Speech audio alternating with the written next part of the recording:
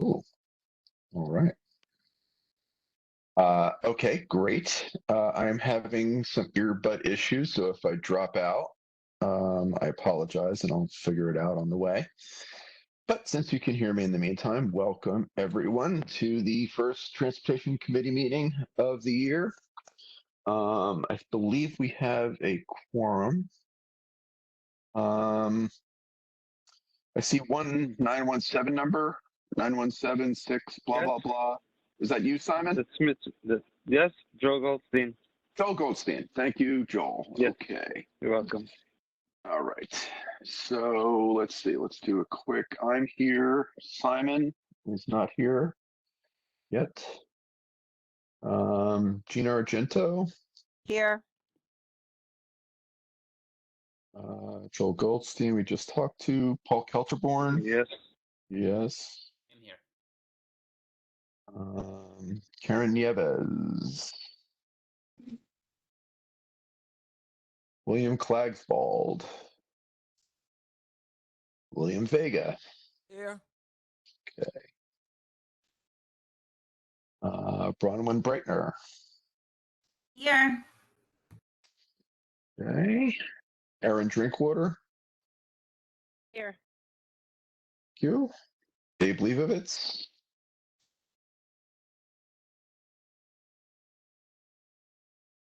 Mr. Agul,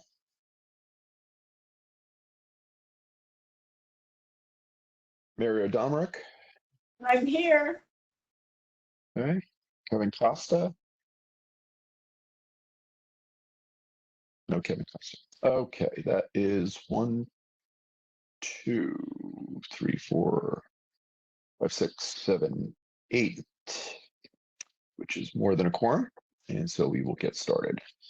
So thanks again, everybody, for coming.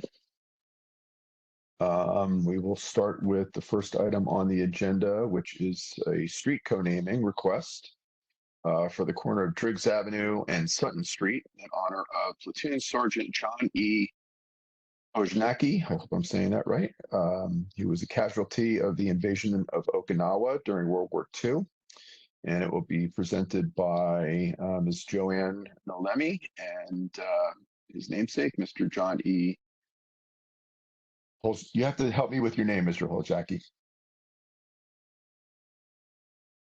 Oh, you can unmute.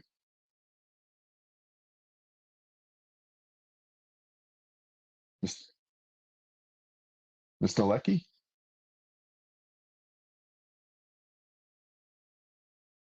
Joanna, are they unmuted? Is there a problem? I am trying to unmute them. Okay, hang on. Hang on, everybody. Joel, can you, Joel Goldstein, can you mute your phone? And William as well? yes, I'm hear you. Yep, I hear you. Okay, just please mute Joel. If you can. Eric, I'm here if you didn't get me. I got you now. Welcome.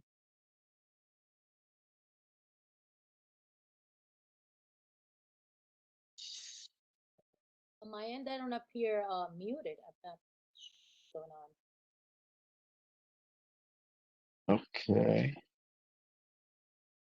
It's funny, Joanna, are Eric. you, It's yeah. funny, Eric, because they were having a conversation about this recognition, and then they muted themselves. So they. I know. I heard that part. So this is the Islands of Heroes, right? We're talking about. Yes. Okay.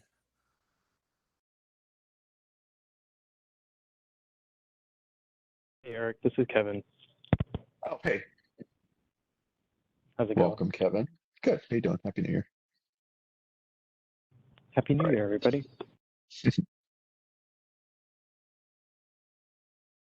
Okay.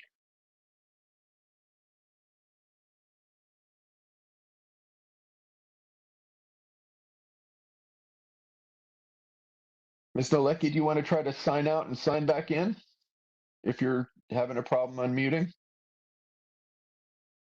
Can you hear me? Give me a thumbs up if you can hear me. Okay, that's a. Okay. Give them a second for technical difficulties.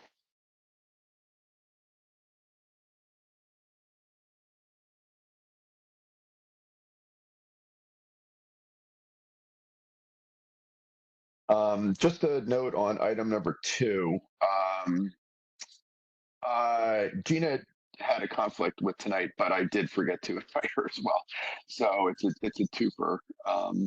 But it's just a preliminary discussion of district needs, and we'll get into just a little bit of detail on it, and then we'll talk about next steps after that. Just a heads up for, especially for Paul and for Bronwyn, who I know have been working on this on the side starting last year. Do we have the Island of Heroes back yet? Not yet.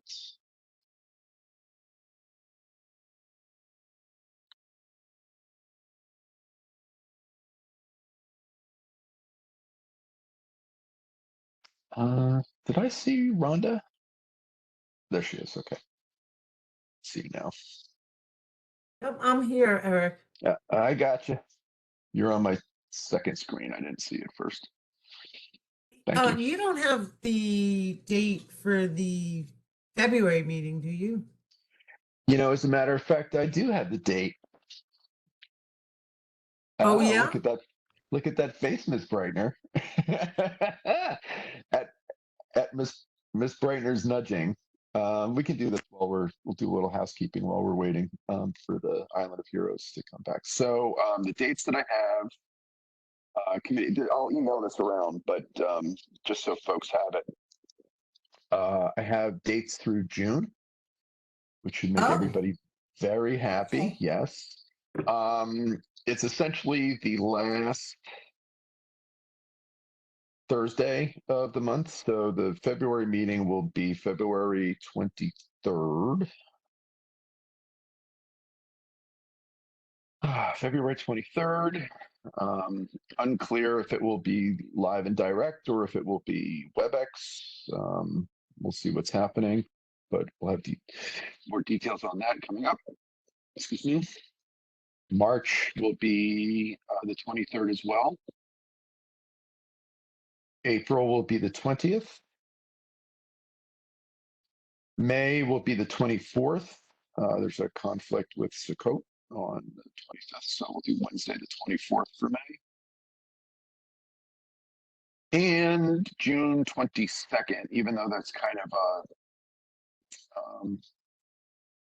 it's not a meeting that where we can really vote on anything because it's after the last board meeting of the first half of the year, but we can still meet and talk about all that good stuff. And All right, Eric, what was the May? Can you repeat May and June? yes, June is the 22nd right now. And May is the 25th, Wednesday. All the other dates are Thursday.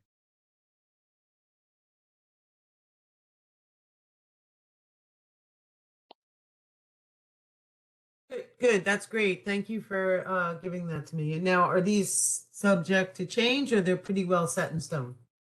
They are always subject to change, but the only conflict that we had with the Jewish calendar was the May 25th. So I think we should be good to go unless, something crazy comes up.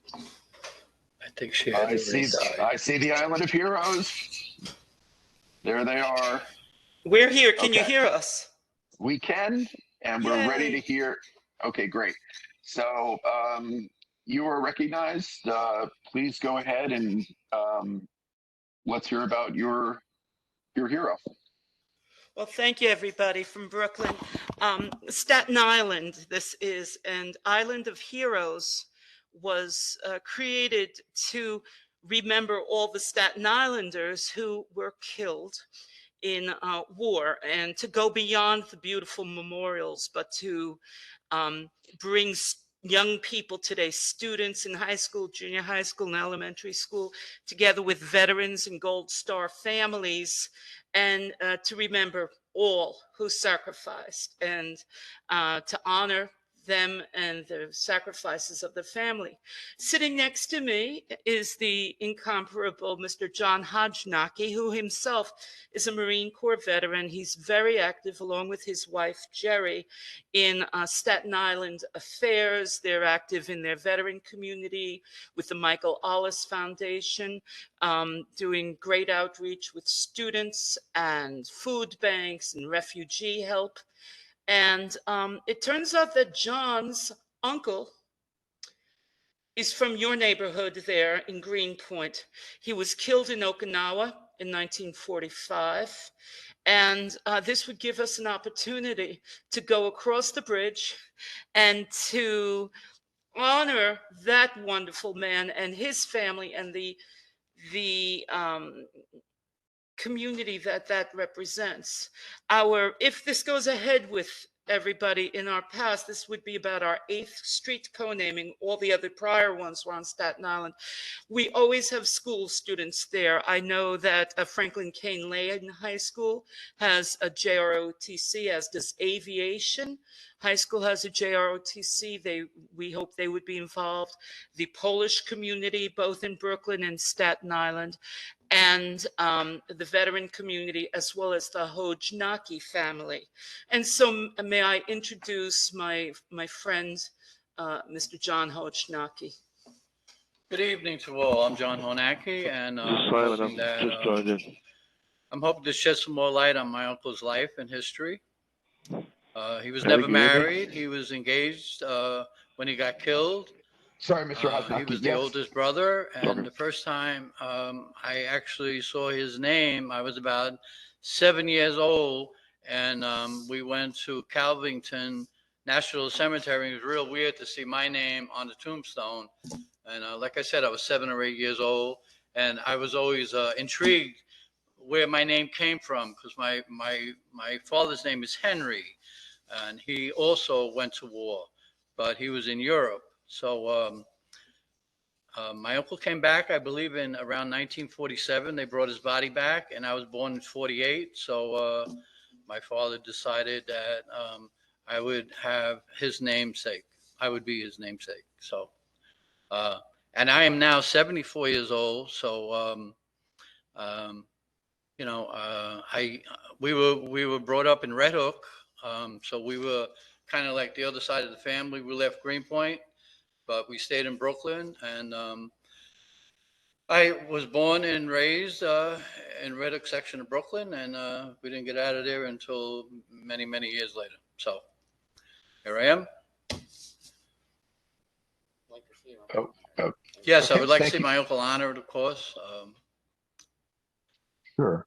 Thank you, Mr.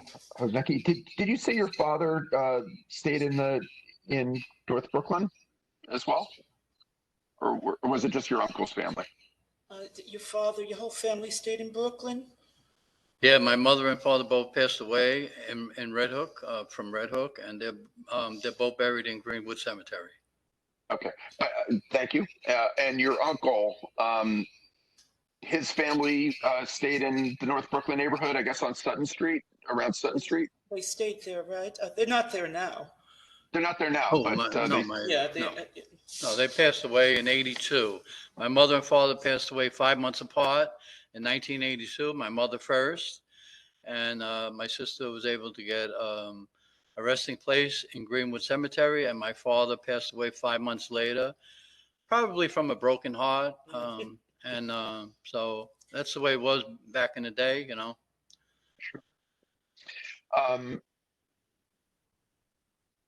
Okay. Do you have are there any other Hodgenackis still in North Brooklyn as part of the Polish community that you know of? Do you have any more Hodgenackis in North Brooklyn currently? Well, we were kind of like the black sheep of the family. So we never kept in touch with my cousins. The last time I was there, I made communion. I remember distinctly giving my cousin a dime. We both made communion, and they stayed in Greenpoint. So my assumption is that they're still in Greenpoint, but we have not kept in touch. Got it. Okay. Well, assuming the board votes to recommend this, I hope they'll come out for the street naming. But I will open it up to the committee for any comments or questions. Eric, did somebody say which street it is? Yeah, I did. It's the corner of Driggs Avenue and Sutton Street. So it's over kind of the northeast.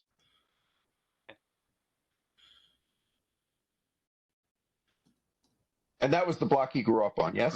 Or lived? Driggs, not drinks. No, it's. Driggs, yeah. He knows it's Driggs. Yeah, okay. Anybody else? Eric, may I speak? Yeah, go ahead, Wayne.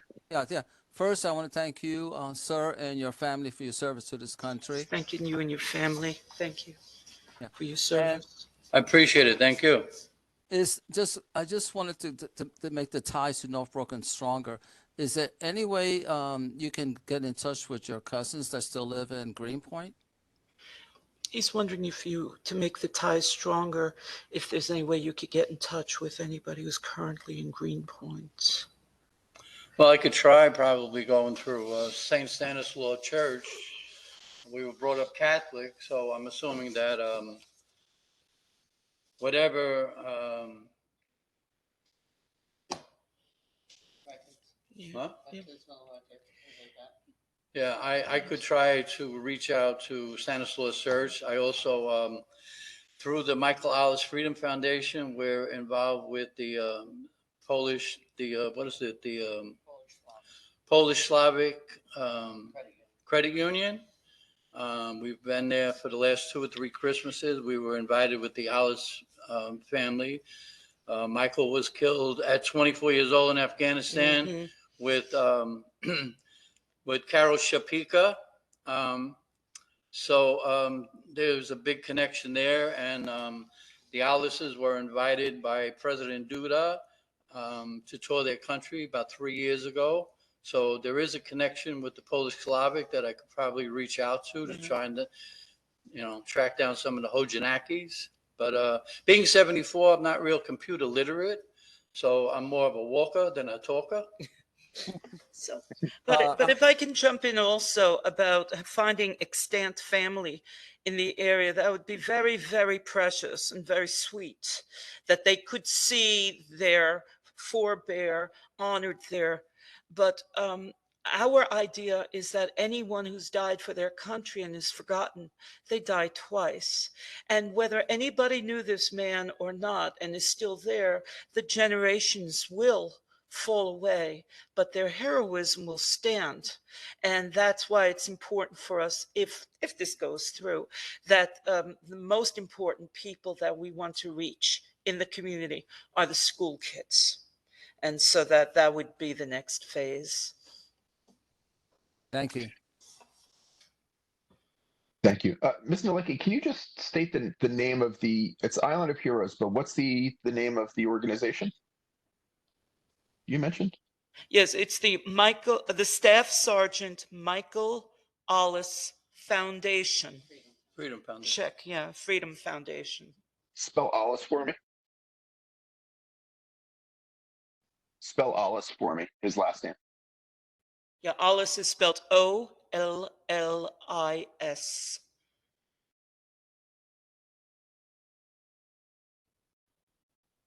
Staff Sergeant Michael Alice Freedom Foundation, yes? Correct. Okay, just want to make sure I had that correct for the record. Thank you. Okay, thank you, William. Any other committee? Hi, Eric. Bronwyn, please. I just was going to mention, first of all, again, echoing Paul and William, thank you so much for your service to you and your family. And we're pleased to have you here tonight. I wanted to also mention that there is a local public school 2 blocks from the intersection that you're looking to rename. And, there's all kinds of, and it is an elementary school, so it's younger students, but it might be worthwhile reaching out to the principal there and seeing if some of the civics and social studies teachers there might be interested in having some of their students attend a renaming if that does happen. Perfect. It would be so lovely to have them lead in the Pledge of Allegiance and hand out programs and those type of I'm sure they would they would love to do that. So the name of the school is PS 110. Okay. It's called the Monitor School. Okay. PS 110. Great, thanks for that, Bronwyn. Any other committee? Mr. Lachera? Sure. Thanks to the committee and thanks to you folks in Staten Island. I think this is a great idea. My grandpa fought in the European theater at the Beachhead Landing in Anzio, Oh, wow. in Italy and southern France and southern Germany. He was at Anzio, his grandfather. Okay. And there are many thousands, at least many hundreds of Green Pointers that went off. My grandpa had 17 to fight in World War II, and I think that we should be doing what we can as a community to remember them. Yes. And so I think that's that area in Eastern Greenpoint, many working class people that live there, and obviously Okinawa, one of the bloodiest battles of the war. So I would very much encourage, I think, the community to go ahead with this, and thank you all for your work. So, yeah. Thank you. Anzio Thank is you. called the Italian D-Day. It was a brutal assault. Yep, definitely. Yes, Wilson. Thank you, Kevin. Any other public? All right, hearing none, I'll entertain a motion for a vote of support.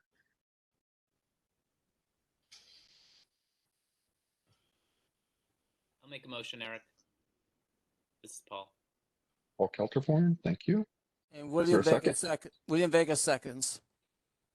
Second, And Mr. Vega. Mhm. and my grandfather, sir, was at the Arizona, so I double. Oh, wow. William, just, I know we're in a vote, but was he on the Arizona when it sunk or before? He sunk and was rescued, but he went on another ship, and we lost him. Wow. Amazing. Sorry, thank you. Okay, there's a vote, motion to support the street co-naming of the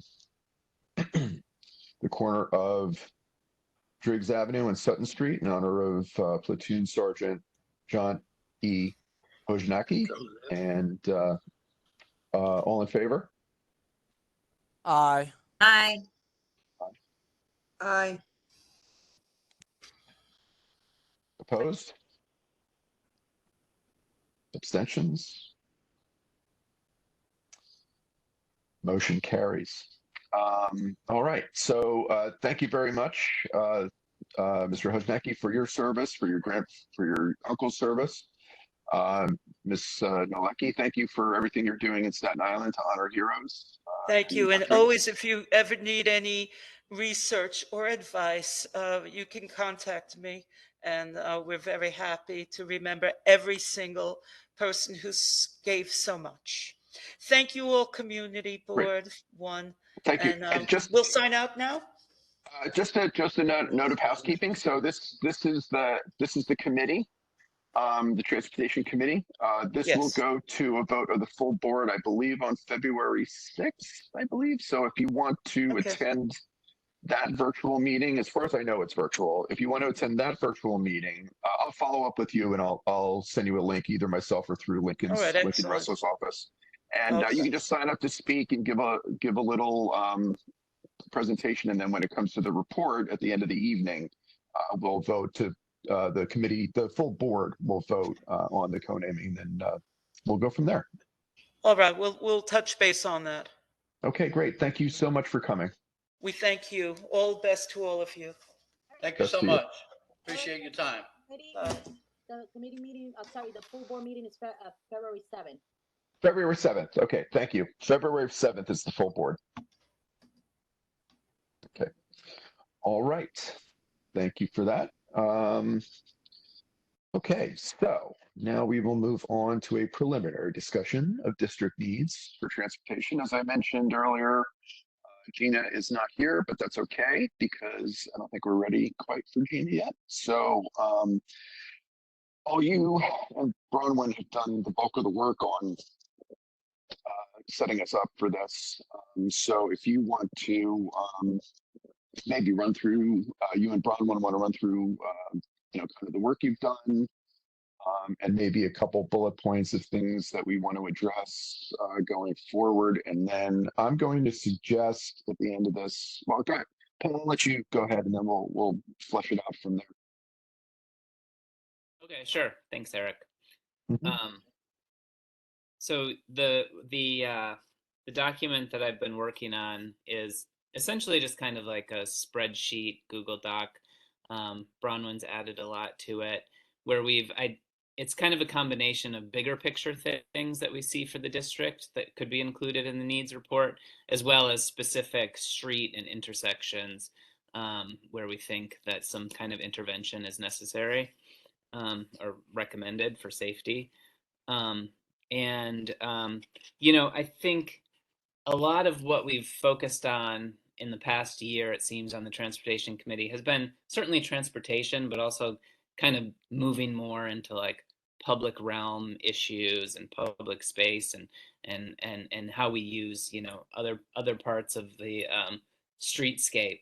And so, I've kind of like included a lot of things in this list that have to do with creating a more attractive and enhanced public realm experience as well. So and a lot of them also pick up on comments that we've received from the public through the community board email list. Like there's been a kind of a chorus of concern about the lack of signals on Jackson and Graham and Jackson and Woodpoint. So things like that are included in here as well. I would also say that I think in past years, the district needs section for transportation has been, it seems like it's been written with kind of like a, car bias. And so I think we should try to balance that a little bit better with all the other kinds of, mobility methods that people use in our district. Okay, great. Bronwyn, you want to add anything? Not especially. This was, I was supporting Paul. This is really very Paul heavy and heroically so. All I will say is that I think this is, I don't know, Paul, has this spreadsheet been shared with the committee or Eric? I know I sent it to you, Eric. I think I sent it to the whole committee, but I can't remember. This would have been a few months It's ago. been so long now. You did send it to me a while back, but I think you sent it to me and then it was then you and Bronwyn worked on it. So I don't know if I have the latest iteration, but regardless, we need to like start fresh anyway.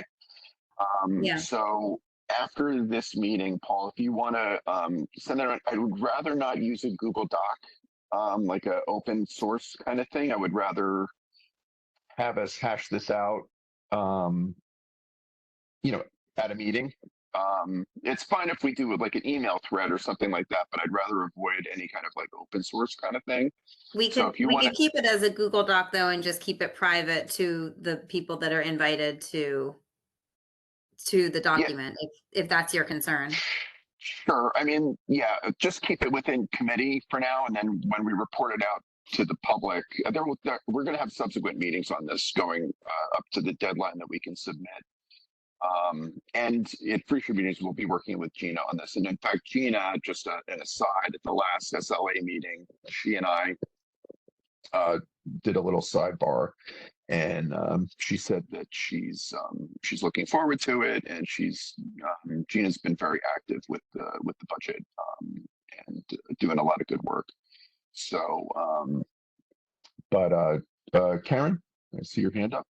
Yeah, I just wanted to mention that I think it is, as long as we keep it within the committee for now, and then, the live document, obviously it shouldn't be a Google Doc, but The reason being is in Google Docs, you could ask comments, make comments and questions. So I think it's good, like if we're reviewing it and someone has a question, so that this way we could answer it. And then as much as we can via, back and forth in the document or email. And then once we hash it out, at a committee level, then we could, finalize everything. But I think it's good keeping it in Google Docs for now. Oh, okay. So that's a pro Google Docs. Yes. Okay. I have issues with Google Docs, so it's kind of a bias. I don't hate it, but I've often had problems with it. But that's fine, and that comment, that's fine. But yes, we will keep it within the committee for now. Well, forever, and then as we have the meetings, then we'll flesh it out and draft it into a formal document to be submitted. Go ahead, Brian. Eric, I just was gonna say, because it's a big undertaking, and I know, when is it? It has to be submitted in, what is it, November? Well, I'd love to finish it by June, so Okay. that we can get it to Gina or even May. Well, I mean, there's a lot, but I think at the end of the day, we're gonna come down with, an ask of X number of, specific bullet points. So I think we can probably get that hashed out by May, and then maybe submit it to Gina for the budget committee in June, and then she has the summer to work through it and come back to us with any issues, or however she wants to. She needs us to amend it. Would you mind, Eric, just explaining what you see the purpose of this document to be, what you'd like to see Sure. from a revisit to this, and what Sure. how it's related to the budget? Yeah. So the reason we're even having this conversation is because there were going back. There have been items that have been just kind of cut and pasted into the district needs statement on transportations, things that have been resolved, things that are not really necessarily, I won't say appropriate, but maybe not as urgent as they were in the past, or were not addressed, and things like that. Paul mentioned it was car heavy, which, sure. I mean, this it's probably that's just the way it's been on the board. So we have the opportunity to amend that. It's just to really update it, and to make sure that the latest iteration of the district needs statement is appropriate to the feedback that we're getting from this community, on this committee, and elsewhere, but with a logical approach to what is possible, just picking priorities rather than asking for everything, picking priorities that we really need to see, that we hopefully can get achieved through the budget process in the next year, and then every year we can say, we asked for X and nothing happened. We asked for Y and we got this. It's just so we can kind of starting fresh. Is really what I would like to do, because I think it's been a while since anybody's really drilled down into it, which is why I've been bringing it up for the last 2 years, really, and it just, for whatever reason, it just it didn't get down to it. So now we're going to get down to it, and I think this is the best way to do it, and especially with Gina heading up the budget committee and her being such a rock star, really doing the yeoman's work of sorting everything and really getting it into an appropriate district needs statement. I can't say enough good things about the work that Gina's done. So, any other committee on this item? And so, Eric, just sorry Go to ahead. just try and lay out the timeline, because it's a big document, and as Paul said, just the two of us, and I don't know if others have contributed, but have done, it looks like there are, you know, specific intersections and broader requests, broader vision for, you know, a vision for North Brooklyn. So how can we establish a next step so we sort of, and a sort of rough timeline for getting through the task of producing this, and then you know, having a completed document in June. Like, we may need to have this on the agenda at each of, Paul, you should jump in here because you've done way more on this, but like, right, what do you think is the best next step? Yeah, I was thinking the same thing, that like it should be on the agenda for every meeting for the next, you know, 5 or 6 months. But I also think, I don't know, Eric, like if this is exactly the right format to kind of like work through the nitty-gritty of it, or if there should be like a separate monthly meeting just focused on district needs. Right. So where, it is not the right place to be hashing out the details of the district needs at this stage. So what I propose is to form a subcommittee on transportation district needs with maybe three other members of the committee that can kind of have their own meeting. It will require that somebody would chair that meeting. Paul, you've done the most work. I would nominate you if you're willing to take on that responsibility. Yeah, I'd be happy to. However, it is not my. I do not have the authority to appoint you as chair of that committee. It is Dialysis, the full board chair, who is responsible for picking committee members and chairs of committees or subcommittees. However, the first step is to hold the committee by vote to establish a district needs subcommittee on transportation. And I guess we'll just make that motion now. I think the discussion is pretty much exhausted for now. So I will make a motion to impanel to recommend to the full board and Chair Fuller to impanel a subcommittee on district needs for transportation, nominating Paul Kelterborn as chair, and then that'll be at her discretion. And then, so that's the motion. William Vega seconds. Okay. We'll need to do roll call for this. So I vote aye.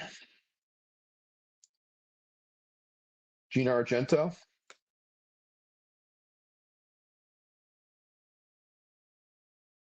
What's the vote? I'm sorry.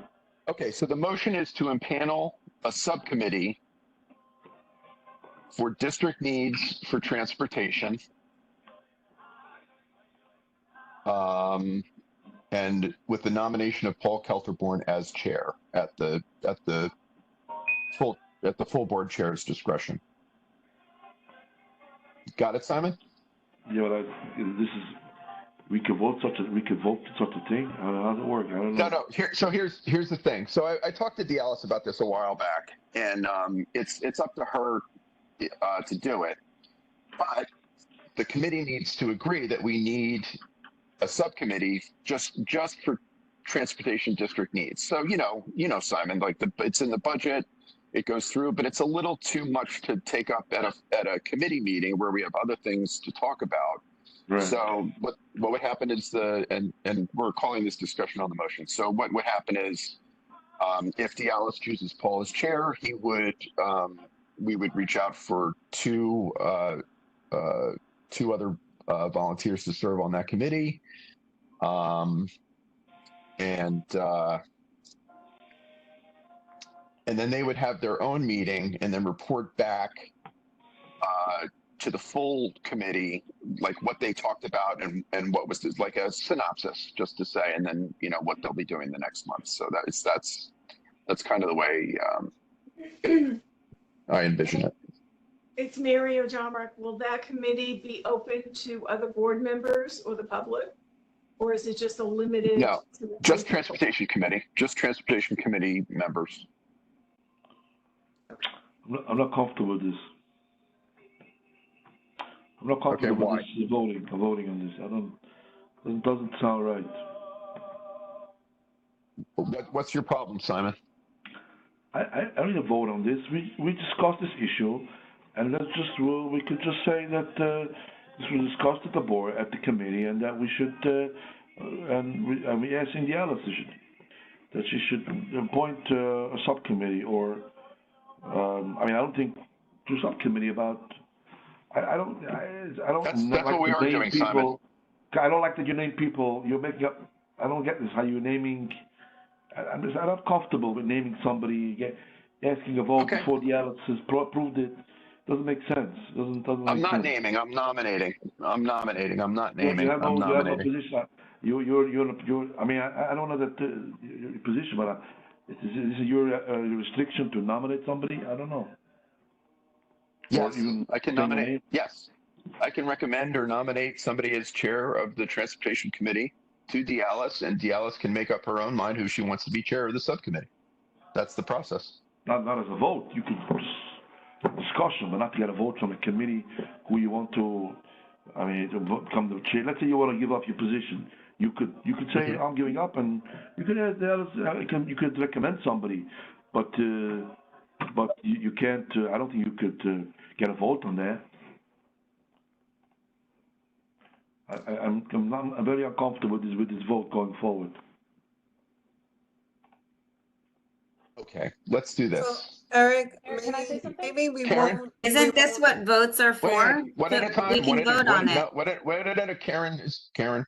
I mean, number one, Simon, Paul has done so much work with this document. So that's why we're recommending Paul to be, the chair of this subcommittee. But if the proper process is not to name someone and just we need to get this committee together, we're on a timeline. Maybe not recommending Paul and then just leave it up to Dialis, but we all could send an email to Dialis directly, putting our recommendation for Paul. If this is why Simon, you're uncomfortable. No, Why don't we? I would. Why don't we do two? One at a time. Wait, slowly. Well, let me just. One at a time. That makes sense. We could just recommend. Simon, hang on. Karen, are you finished? Yes. Okay, thank you. Simon. Yeah, no, that makes sense. We could make a vote that we should maybe open a subcommittee to put the district needs. Fine, but not naming people. Fine. That makes sense. What Karen said. I withdraw my motion. But I withdraw my motion. I just had a Wait a question, minute. Eric. Wait, yeah. This is Gina. Do the other community boards have this subcommittee also in place? Well, landmarks. No, they don't. But landmarks is a subcommittee of ULERT, of land use, right? So there's a precedent for it. But Is there a committee head for landmarks? Yes. But the other if this is problematic, one at a time, Gina. But the other community boards don't have this subcommittee that we know of. No, but they can if they want one. It's at the discretion of the chair. Okay. The full chair, the full board chair. Wait, Bronwyn and then Mary. Okay. I mean, I think we can all agree that this is an important document, that it needs to be revisited, and that we're not going to be able to efficiently put something together on these WebEx, monthly meetings, right? We need people to work on this offline between meetings and come back and have discussions during meetings. So if the committee head is the sticking point, then why don't we, somebody has to chair that committee, that subcommittee. So can we split this into two votes and vote to have a subcommittee, and then have a second vote to nominate Paul to lead the subcommittee? We well, can't I'm- because it's the chair's discretion. It's Right. Alice's discretion. She's the one who appoints the. No, but to recommend Paul as the chair for the subcommittee. I don't think that's out of order. I have a question. I think that's a But, great but wait, idea. wait, wait. But I've withdrawn my motion. Okay, but we can continue this discussion, and I'll make a new motion. So Mary, and then William, and then Ari. Well, Ari, are you a committee member? No, right? Oh yeah. Eric, I have my hand raised, by the way. Okay, so I, Okay, okay. I can't see you. Hold on. Okay, so let's do this just to be orderly. Mary, William. Is that Ari Agul? Yes. No. No, it's not. So it should be Okay. Kevin Acosta next. So this is just committee right now. So I have Mary, I have William, I have Kevin, and then we'll see. Okay, go ahead. Just committee right now. Sorry. okay, so I am still not clear as to what the purpose of this committee is and why it needs to be limited to 3 people or 2 people. I think the whole thing should be discussed within the entire transportation committee. If we have to schedule a separate meeting for it, we should do that. But I just see it as very limiting. Well, the reason is there's too much detail to get into it in a full committee meeting. That's why it would take hours and hours away from other stuff that we need to discuss. So the purpose of the subcommittee, like Landmarks, Landmarks has their own meeting where they discuss, the minutia of whatever they just, facades and things like that. Because if you did it at the land use meeting, you'd be there till tomorrow. And that's the purpose of this. And again, this is a temporary committee that's only going to meet until the summer, and then we'll submit a report. Okay. So it will come back. It will come back, Mary. It will come back to the full committee for Okay. discussion, right? But and a work product of the subcommittee will be shared with the full committee, so that everybody knows what's going on. It's not, you know what I mean? It's not like they're doing this work behind closed doors. It's not like that. Like, there will be transparency. Well, just a follow-up question, how comprehensive is this project? And I'm not understanding. Okay. That will be decided. And who is making decisions? Are do you there mean? decisions being made in the project itself, in the committee itself, to vote on? Or is it just a comprehensive general compilation?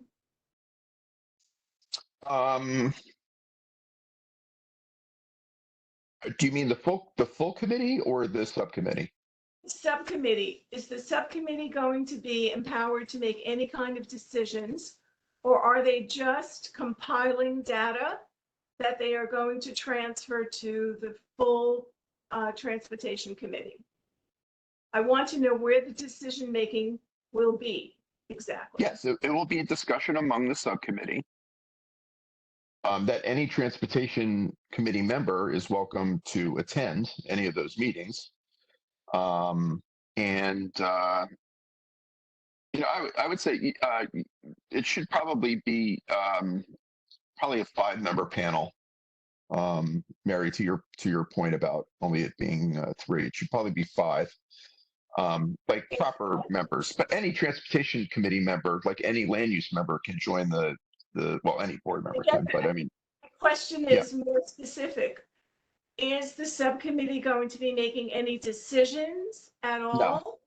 Or No, are they compiling data? They are compiling data. They will be listing items, and then the full transportation committee will vote on a final recommendation to the board for district needs. It's like a working group, right? But the full transportation committee has the final Okay, I got it. vote. Okay. just because it's just too unwieldy to try to, dig down into district needs on every block or, bike rack or park, you know what I mean? It's just too much. And it's part of the reason why I've been, you know, kind of behind in like getting it going. William, you were next. Yes, thank you. First, I want to say a big thank you to Paul. This is a lot of work he's done, and I feel it's been disrespectful and insulting. Number two, he's done this type of work before when he designed the safety measures 360 for Cooper's Park. So he has the skills, the knowledge, and if anybody knows Paul, he's very fair-minded. And what we're talking about, I think when Branham had the idea to have 2 boats, and the ILS has the final decision. So I don't think why. Because Simon's not comfortable, we should go ahead with the boat. Simple as that. Thank you. Okay, thank you. I've withdrawn my motion now. William, hand down, please. Kevin, that is Kevin Costa, yes? With your hand raised? Hey, yeah, this is Kevin Costa. Okay, go for it. Hey, I just wanted to echo what essentially William just said. I think that it's like absolutely like imperative that like Paul be, well, I honestly, Eric, you have the discretion, you should use it. But if it comes down to it, I think it's a great idea to have 2 separate votes, whether or not this subcommittee should exist, and that Paul should be nominated. He's done an amazing amount of work, and it's really quite Herculean, the kind of spreadsheet that he's put together with all of the individual needs down to, intersections that need, stop signs. And I think that, it should be recognized that Paul has done this work. But I'd be happy to, motion or second a motion for the 2 individual votes if that's what it means, if that's what needs to happen. But I completely agree that we should have this subcommittee and that Paul should be nominated. But Eric, I really think that at the end of the day, you are the chair and you do have the ability to nominate or to recommend that Dialis nominate, who be the chair. And I think that would be appropriate. Thank you, Kevin. Okay, Bronman, and then Paul, you had your hand up. Are you good? I'm good. I'm good for now. You're good. Okay, so Bronman, and then I will make a new motion. Oh, that's what I wanted to do. So you go. Okay, so I make a motion that the Transportation Committee requests that Chairperson Fuller impanel a minimum of 5-member subcommittee for district needs on transportation. I second it. Okay, Simon seconds. Okay, roll call. Gina Argento. No.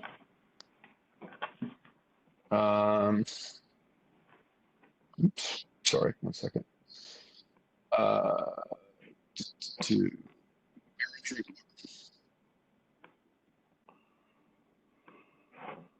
No vote. Joel Goldstein. Yes. Paul Kelterborn. Yes.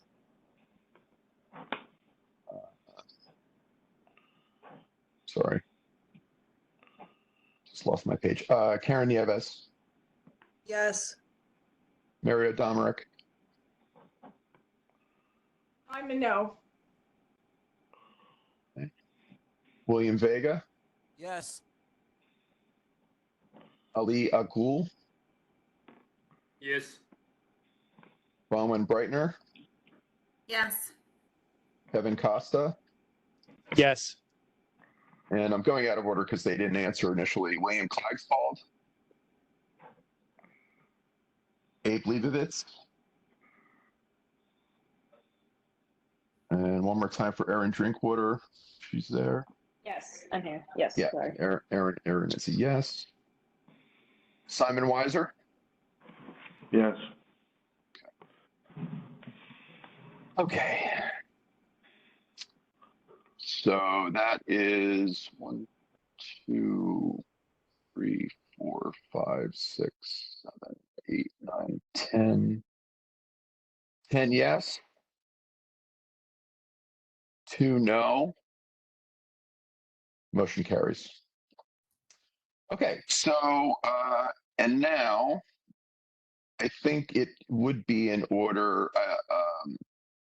so we have to be careful how we word this because it is at the discretion of Chair Fuller. The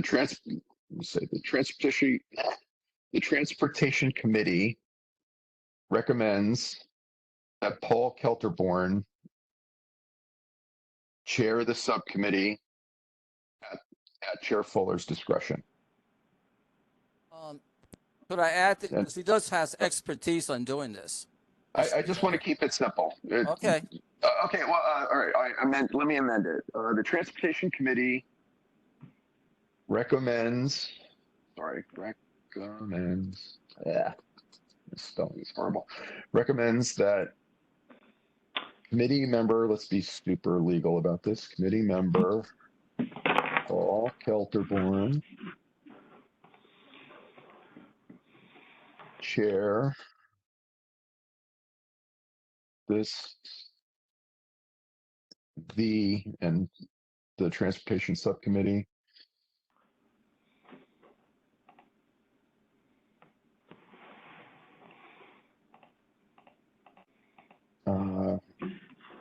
the Transportation Committee recommends that committee member Paul Kelterborn chair the Transportation Subcommittee based on his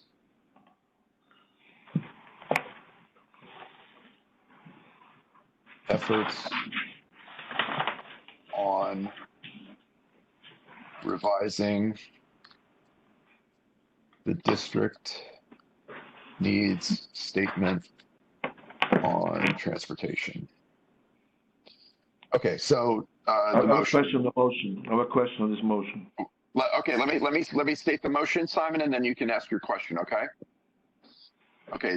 The Transportation Committee recommends that committee member Paul Kelterborn chair the Transportation Subcommittee based on his efforts at revising the district needs statement on transportation at the discretion of Chair Fuller.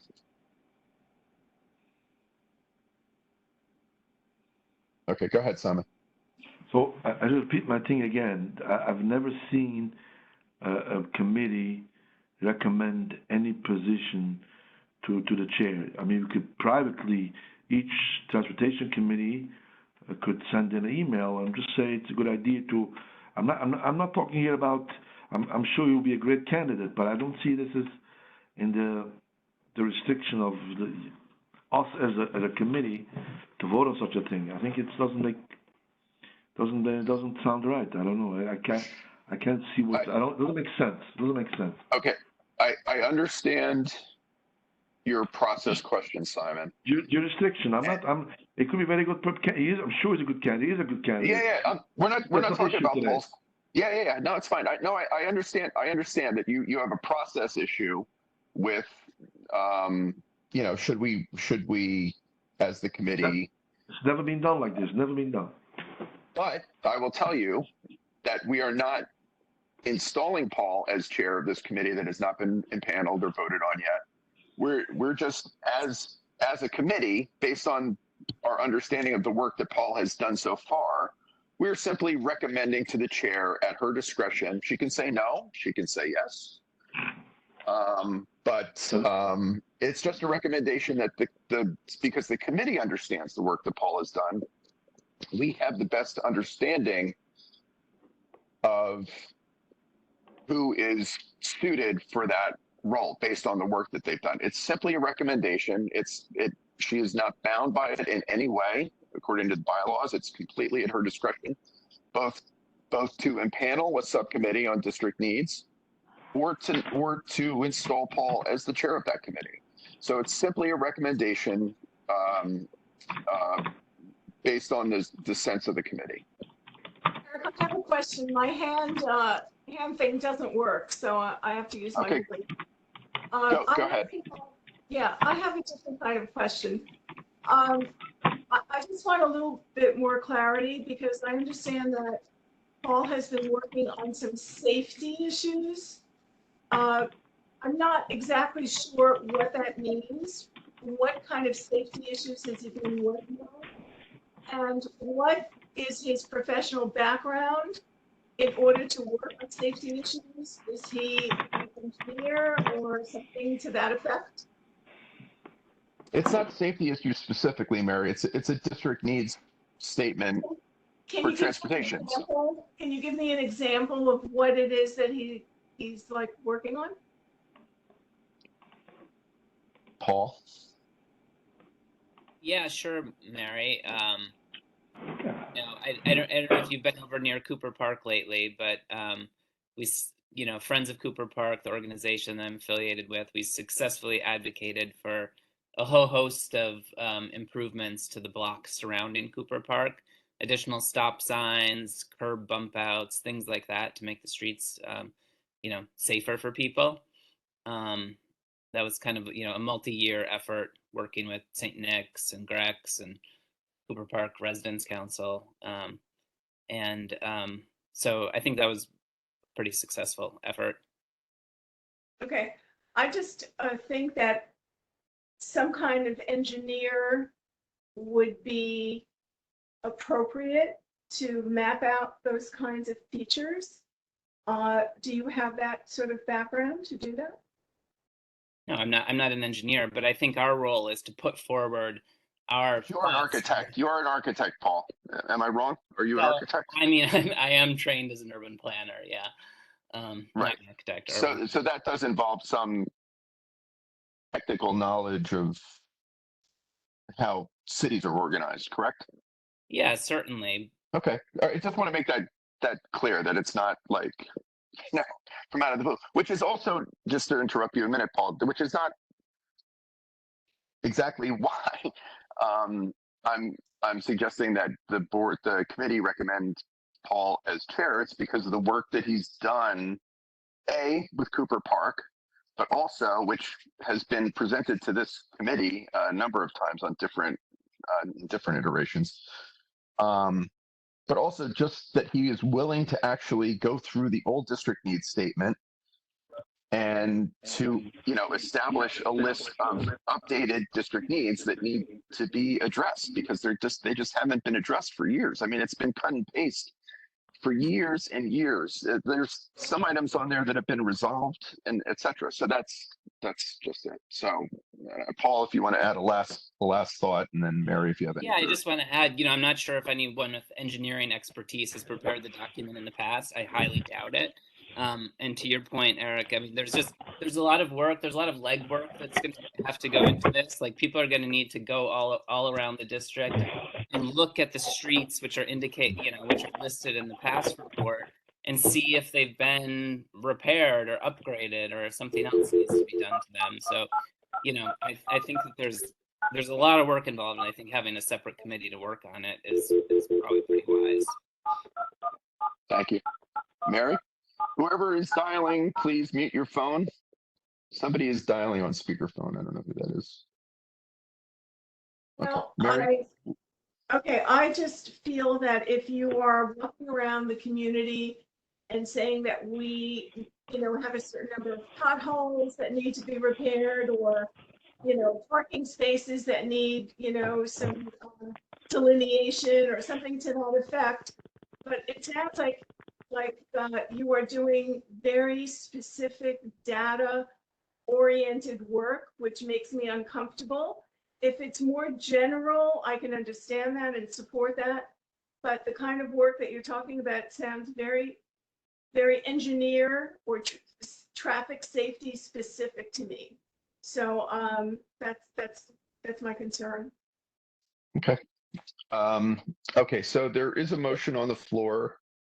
And I can restate the motion and ask for a second. So the Transportation Committee recommends that the committee member Paul Kelterborn chair a transportation subcommittee based on his efforts on revising the district needs statement on transportation at the discretion of Chairperson Fuller. Is there a second?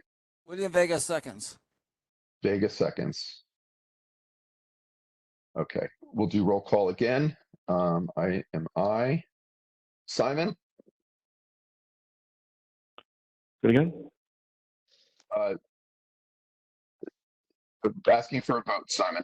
Yes or no? No, no. Okay, Gina Argento, No.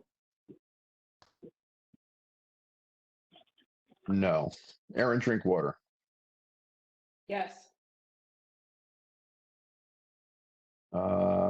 sorry, I have to go back and forth with this. Wait, sorry, just bear with me 1 second. Let me just cut and paste the attendance, and then that's a little bit easier. Okay, great. Sorry about that. Joel Goldstein, No. Paul Kelterborn, Yes. Karen Nieves, Yes. Mario Domerick, I'm a no. William Vega, Yes. William Klagsbald, no vote. Abe Leibovitz, no vote. Ali Akul, Yes. Bronwyn Breitner, Yes. Kevin Costa. Yes. Okay, so that's 1, 2, 3, 4, 5, 6, 7, 8. Yes. 1, 2, 3, 4. No. Okay, motion carries. Okay, thank you. So we'll bring this to the full board for a vote on the 7th, and we will move on from there. Now, assuming if this fails in the full board and Chair Fuller decides not to impanel a subcommittee, we will we'll just have to schedule a couple second transportation committee meetings to kind of like work through this. And, just for the record, this will be mind-numbingly detailed, but it'll be good, and it's something that we need. So, okay, so thank you, everybody. That takes care of item number 2. Item number 3 is old business. Does anybody have any old business? Eric, may I speak? Sure. Okay, so some of my neighbors have gotten emails from Rhonda that they're finally going to do the study on Wood Point and Wood Point Road on Jackson Street, putting because we requested traffic signs on both sides, both directions, and also on Graham and Jackson with traffic lights. We were told that on Wood Point and Jackson will be in March, hopefully the findings, and then June for Jackson and Graham. I just want to keep the focus on that because every day I've got neighbors reporting to me, and yesterday I saw someone almost get slammed, a cyclist, by a truck, and it was nobody's fault because it's really badly designed, so I just want to thank Rhonda for doing her job. We appreciate her, and for this committee supporting my neighbors, but you just got to keep the pressure. Thank you. Okay, great. So, Simon, I want to say something. Sure, go ahead, Simon. First, I would like to thank the chair of Eric for his tremendous amount of discussion we had regarding the Broadway Triangle of removal. I mean, of mostly Broadway Triangle, many other streets that we was talking about changing the night regs to the day regs, meaning cleaning the night cleaning. We put in a lot of effort in trying to change it, and it took many, many years. And I would say it started at this committee, and then it blew up. It went from wrestler got involved in it, and Ben Edelman, and all over the place. Took many years and many years, and at last, if you were following the news, a couple of weeks ago, end of December, this transportation sanitation, they announced that they will be removing many, many streets throughout the Broadway Triangle. I'd say the whole Broadway Triangle, plus Kent Avenue, Broadway, Wallabout, all will remove their night regs, and currently the signs will change that, Eddie, and the community residents are enjoying to be able to find parking in the night. And as we just to recap why we requested this is because these many streets that used to be commercial and they have changed to residential, and it just took many years for sanitation with DOT together to get it to where it is today. And we're thankful for everybody who was involved, including Eric, who put much work into this, and previous last year meetings was brought up and was discussed about. So again, thank you, Eric, and thank you to the whole committee, and thank you for all the who were involved in this effort. Thank you. Thanks a lot, Simon. And just an aside, Isaac Sofer took me aside at the liquor committee, SLA committee, and was like, how did we get this done? And I had to sing your praises, Simon. I said it's all Simon's push. Oh. So Thank thanks to you, you. Simon, for making this work, and thanks to Rhonda and everybody at DOT for finally getting this done, and sanitation. And so it should work a little bit better on the south side now. Okay. I do. Rhonda, you're on the call. I have your email, but I don't know if you wanted to just give a quick update on a couple items. I can prompt you if that's easier. Sure. Okay, so let me just, pull up your email again. Got it. And to the folks with signs, yes, we will briefly address your concerns about Graham Avenue, Puerto Rico. Okay, but not new business, so just hold tight. Sorry, not a messer.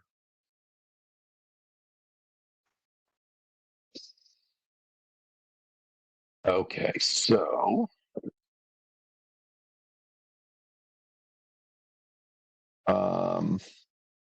okay, so at the last meeting we talked about 214 Franklin Street and about the clearance for the hydrant. And so, Rhonda, you had said that the inspection records indicate that there's 15 feet of clearance, which there is 15 feet of clearance. However, based on the pictures I sent you today, it's clear that there's a planter that the hotel put right in front of the hydrant that needs to go away. Yeah, so in the email you sent me, it was kind of vague. You didn't, but they're not movable planters. I mean, it wouldn't be just a matter of like the truck. If a fire truck pulled up, it would just be pushing it out of the way. Yes, but I mean, the hotel shouldn't have put it there in the first place. So, okay, well, I certainly can send that to the people that inspect the structures to see if it's based on their criteria, if it's a problem or not. And if it is, I'm sure they can have it moved easily. okay. And for some reason, they built a platform between the two sheds, but it doesn't affect accessibility to the hydrant at all. And it was a little unclear. Santi Michelli brought it up, and it was a little unclear that the way he made it sound, excuse me, is that the platform was actually obstructing access to the hydrant, which is not the case. But the planters are an issue. So thank you for that. Karen at the last meeting had asked about additional ASP streets within or in and around the Broadway Triangle. Rhonda, you sent me that map, which I will submit for the record. I don't think we need to go into that. It's a little too in the weeds, but Karen, you and I can have a conversation offline, but I will be making this map part of the record. But if you have recommendations for additional locations that you want to change the ASP regs, that's a conversation to have with sanitation, not DOT.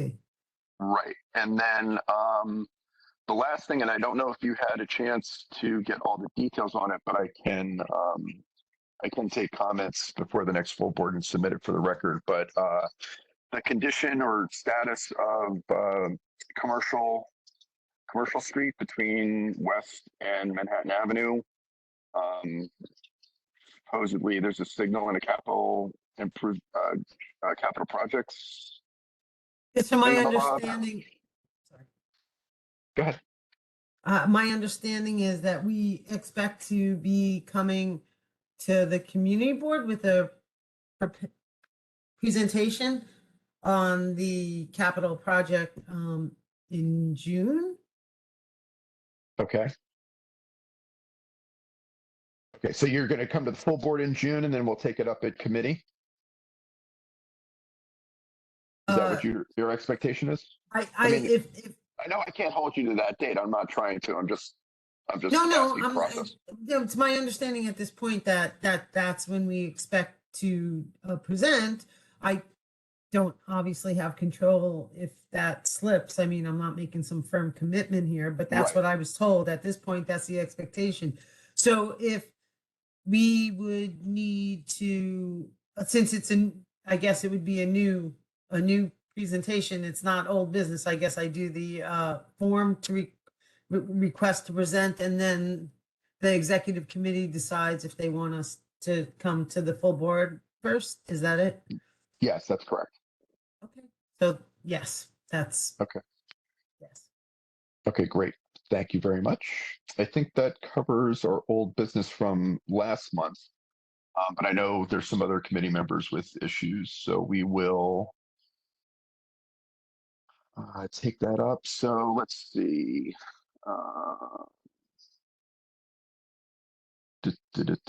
I have, we'll do Paul, Ron, Karen, Bronwyn, and I don't see, okay. We're in old business. Please put your hands down. Everybody put your hands down until I have the committee first. Please, everybody, please put your hands down. Please, I beg you. Yes, I see your signs. We're going to talk about it in business, I promise. Please take your hands down just to make it easier for me to run this meeting. Thank you very much. Well, sort of. Thank you. Okay. Okay, so Paul. Yeah, Eric. This is old business related to Graham Avenue. You know that a moped rider was killed by a truck driver a couple weeks ago at the corner of Grand and Graham, and then we as a board have raised a lot of concerns about Graham, about Grand. We even passed a motion and wrote a letter to DOT. I think it was 2 years ago now, asking for a comprehensive study of Graham. And I guess I'm just curious if there was any kind of, any kind of deliverable or any response about Graham and how it can be made safer. And especially in light of this latest tragedy, I feel like we need to revisit that issue. Okay, so as Karen has mentioned many times, this was a fatality that happened at a corner. And so, we really need to be looking at the corners, the intersections, where these incidents are happening. We're not seeing any incidents on like mid-block or anything like that. So we will have to, not tonight, but we will, we're going to look at this again. I don't know the status of that old, and I apologize because we have talked about this before, but I can try to follow up. And I don't think Rhonda, she's not prepared to talk about this tonight, but I don't think she has. I wouldn't know off the top of my head. So I'm not going to put you on the spot to like say, what's up with the Graham corridor, but we do need to revisit it. However, Paul, I appreciate you for bringing this up because as the committee will remember, unfortunately, we have a standing rule that whenever there is a fatality, a crash involving transportation, that the board automatically sends a letter. The committee recommends that the board send a letter to the highway patrol, the precinct involved, the elected officials, whose district it is, for information on on the crash and the status of the investigation. So bearing that in mind, I will make a motion to send a letter to, well, let's see. Okay, whatever. To send a letter to NYPD Highway Patrol, the 90th Precinct,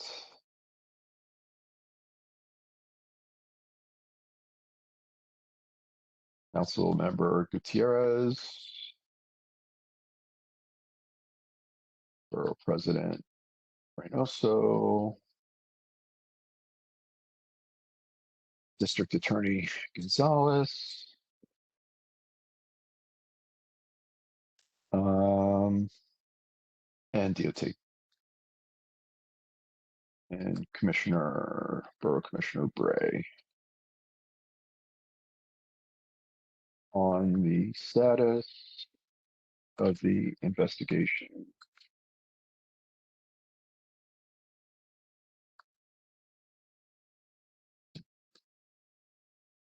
Status of the investigation regarding the fatal crash at the intersection of Grand on December 28th, 2022. Do I have a second? I'll second it. This is Paul. Paul? Okay, we can do acclamation. All in favor? Aye. Aye. Aye. Aye. Aye. Aye. I vote aye. Opposed? Abstain? Carried, unanimous. Okay, thanks for that, Paul. Can I ask a question And, about that, Eric? Yeah, sure. Oh, sorry, I was Go just gonna ask, just generally, do we normally get responses or any results from the letters that we send? No, but it's the purpose is to keep the agencies. Well, I mean, we will follow up with them to be like, hey, in fact, Joanna just sent a letter, an email to the 9-0 a couple of weeks ago asking for an update. So we just kind of pestered them, even though it's really all crashes are the purview of NYPD Highway Patrol. They're the ones that do all the crash investigations. But we have gotten boilerplate. This item is under investigation, blah blah blah. But it's to keep the Highway Patrol and the other agencies aware that we are aware and that somebody died because of something that happened on our streets, and that we need them to take it seriously, which they do, but to make sure that they get back to us and let us know. And then if there's something that we can fix, if it can result in some kind of traffic fix or something like that, then we can take action on it. So that's kind of the point of that. And that was kind of started by Ryan Clonan, Yeah, former no, board I love the tradition. Unfortunately, we've done it many times since I've been a member, and sadly, didn't we know will that- probably do it again. But that's the idea, is that we kind of keep it on their radar, that we're not forgetting about it. So. Thank you. Hey, Eric, I have a follow up too. This is more of a question for Rhonda, but I think that DOT had maybe this came out of legislation, like something the council passed, but I think that there's supposed to be a like traffic design investigation unit or something that kicks off if there's like a fatality on the street. Do you know anything of that? Like what came of that? Or Eric, if you know. I don't know, Kevin. Kevin, can you say that again? What was your? What's it called? I think that there was supposed to be committee or a unit formed within DOT to investigate traffic design. I think it was supposed to be like triggered if there was like a fatality. But I don't know much more than that. That's kind of why I was asking if Rhonda knew anything about it. But go ahead, Rhonda. I don't. I Yeah. don't. I mean, the only thing that I know about DOT follow-up after a fatality is if if there was a stop sign or a traffic light, not if there was no stop control or something like that, it expedites a study. Not really saying that correctly, but I think get it. But I don't know of a unit specifically that studies fatalities. And yeah, Rhonda, if you learn of anything and you want to like send me an email, I'll add it to the report. actually, I was able to Google it. It's called the DOT Crash Investigation Unit, and it was like passed last March, or I'm sorry, 2 Marches ago, March 2021. I can send I can send around the article about it, but I'd be curious to know like what happened there, like if it ever got funded or if it ever got created at DOT. But maybe for next month we can recommend something in terms of like the unit investigating what happened. So it was passed through the city council, right? So yeah, if anyone wants to I think- look into it, I it's think intro I can reach out. 2224A. What? Say that again. It's intro 2224A. 2224A. Okay. Yes. I will look at the language of that and I'll shoot an email to well, I don't know if it's last year. Wait, No, when it did they was pass 21. It was in 21. Saying March of passed- 2021. They passed it in 21. So that would have still been Itanis Rodriguez, who's now head of DOT. Well, whatever. I'll send it to whoever's chair of transportation at the city council right now, who I can't offhand remember who that is, but I'll do that. Great, thank you. Eric, to send email to city NYCC trans chair. Okay. And we'll see. And then maybe in the future we'll add them to the letter that we do. Thank you, Kevin. Karen, you had your hand up? Yeah, I just had a quick question regarding the Kingsland upgrades. Do we have an update? Is there, I know not everything was completed. What is left? And is there a timeline? So I'm not the project manager, you know that. Usually, if Eric wants me to come with an answer like that, I need to, get it, either bring the project manager or get an update from them in writing. I mean, I know that there are very few things that are outstanding at this point there. I think the stamps on the bike lane itself and the wheel stops to prevent the angled parked vehicles from encroaching into the bike lane. I believe those are the only two outstanding items. I've visited the location several times, but what I don't know off the top of my head, because I'm not in communication with them, is what the timeline would be. I'm sure that the stamps won't be coming in until we're back into the warmer weather, but I don't know about the wheel stops.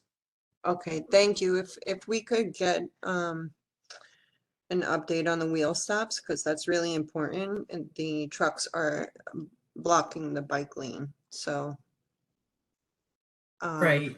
that would they be really apparently helpful. They could get tickets for that. Yeah, I know. You've been on the email chain, Rhonda. I You know. know what the precinct is saying, so. All right, thank you so much. You're welcome. Thank you, Karen. And just to be clear, that's the redesigned section north of Greenpoint Avenue. So, right? Can I just clarify real quick, Eric? Yes. Go, Ms. Willis? Thank you, go Karen. ahead, Willis. It's the stops on Kingsland by the treatment plant. It's also the barriers that run across from the storage unit. So Jersey barriers, which DOT has a lot of in the Greenpoint yard, which is conveniently located about 50 feet away, and the stops. That's it. So say that again, Willis. The stops by the treatment plant and the Jersey barriers. Jersey barriers. Yeah, because right now it's just used as a parking lane, so it's totally pointless. Barriers across from storage, right? Yeah. Just there, right? Yep. Okay. Okay. Okay. Well, I'll put this in a request to run, and we'll follow up by the next meeting. Okay, Bronwyn. Yeah, this may be in the same category, Rhonda, that you may not have answers, but I wanted to bring up Meeker and see what the status of the intersection signal timing changes in addition to the other work, but specifically the signal timing I wanted to get an update on, if that's happening anytime. So I will give you the update on that. The update is that we will be having the Meeker Avenue team either at the February or March meeting in advance of the next painting season, and to give us a heads up on what happened and what's going to be happening this summer. You said they were coming in February or March? Yeah, most likely February meeting. Mhm. Okay. And so we don't know anything about it, nothing is happening now We'll beyond get what's it. happened. Not right now because of the season, but we'll Yeah, get that's a- why I we'll- was asking about the signal timing, because that can happen. Well, better that the we're team, scheduled better to- that the team is. Go ahead, Rhonda. I was just saying that, again, you and I discussed this, and at this point, the project manager is agreeing to come in February to provide an Okay. update. Okay, can I just give one comment about that before, and Rhonda or Eric, I don't know if it's possible to pass this along to the team before the meeting, but I just wanted to mention that the PS 110 issued a survey to the parent community about their commute to school and their experience at drop off and pick up at school. And I met with the team that was evaluating the data from that survey. And one of the things that came up repeatedly was how difficult of a time families have crossing at Meeker, specifically at Monitor, North Henry, Kingsland, and Humboldt. Sorry, and there was another one, which is the intersection by the playground. So I had brought this up to, is it Craig who's the project manager? It is. Yeah.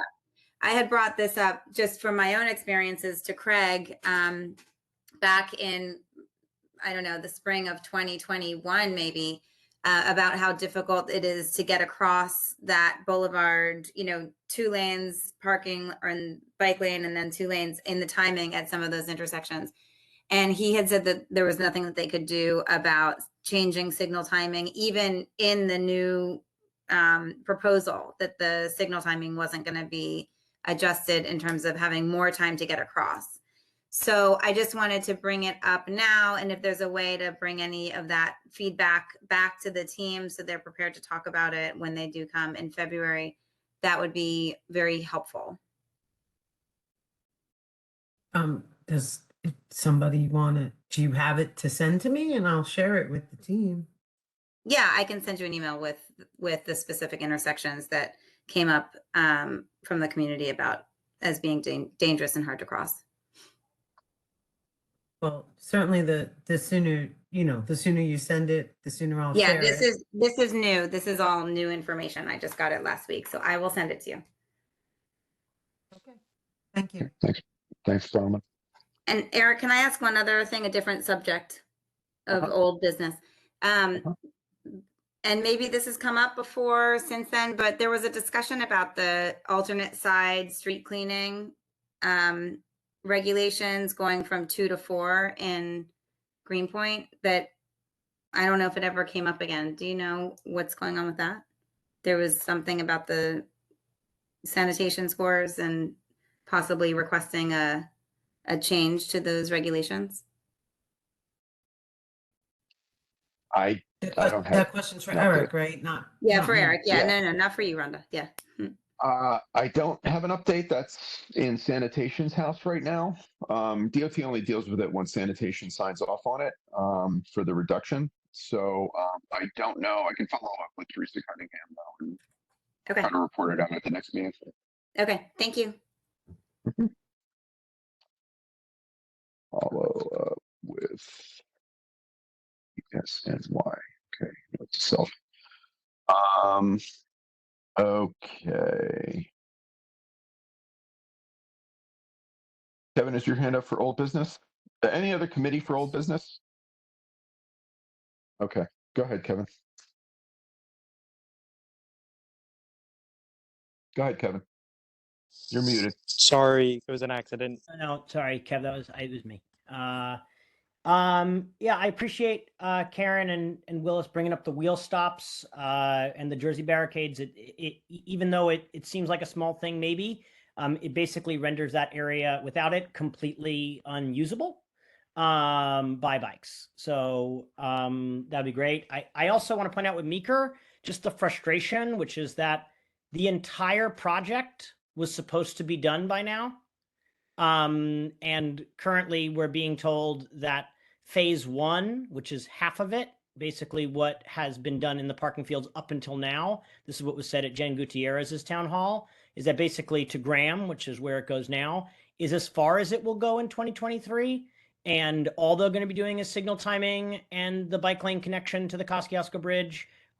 So, this was approved in 2021. And it was supposed to be done by the end of 2022, and now we're saying less than half of it is done, and half of it will be done by the end of 2023. It's a very, very, very frustrating thing, Rhonda, because this was supposed to be done relatively quickly, and is a major, major project, and I just don't understand how it can be so delayed. It's just a very frustrating thing. And it really, I think for a lot of us that are involved in the BQE visioning process, it does not give a great deal of confidence in the actual BQE visioning process that the city is trying to do. I'm talking about transforming the entire space. We're just trying to get a bike lane and meters, really, we're not trying to get even meters, but the bike lane and the pedestrian path, the safe connection. And it's still not even close to halfway done. So I just, I don't know. I'm hoping that Craig can shine some light on this when he comes in February. It would be great if he's shown more light than they did at Jen's town hall. But I just want to bring that up for this committee just to level set a little bit, because it's been, it was all supposed to be done by now, and it's not even remotely close. And people say that it doesn't work. People are like, why did we do this? Why was the parking taken away? Why were these changes made? Right? DOT's meters are in, but the bike lanes and the intersections are not functional, which is what a lot of folks were afraid of to begin with, right? Which is that this is going to be done, for those DOT meters, which I was not necessarily individually opposed to, but we were hoping that, with this major change that the neighborhood was facing, that we would have a functional and connected bike path to the Kosciuszko Bridge, and a functional and connected bike path to Metropolitan Avenue. It's okay. Yeah. Thank you, Kevin. I have one other brief thing, but It'd be good to talk about it next month. Yeah. Okay. Right. Go ahead. Next And thing, then the other Kevin. thing I just wanted to flag, I know I flagged this at the DEP, the Environmental Protection Committee meeting, but I saw that reflective lights were added to the top of those plastic barriers on McGinnis Boulevard and Greenpoint Avenue. Which is fine, but is not really any safer. They were still all the way pushed over when I walked by today and was nearly hit by a car turning off of Greenpoint Avenue on McGinnis Boulevard, because I had to stand in the street because the construction company built their construction fences all the way to the edge of the sidewalk, completely blocking the area. It's so dangerous. Like I said, I was nearly hit by a car like 4 hours ago. So I'm glad that I wasn't. I would have been calling in from the hospital anyway, I'm sure. But I just would like to know what the plan is from DOT, because they cannot keep those construction fences there. They're completely blocking the sidewalk. The plastic barriers are so dangerous. And, they clipped some reflective lights to the top of them, but it doesn't seem to have done anything at all as of today. So.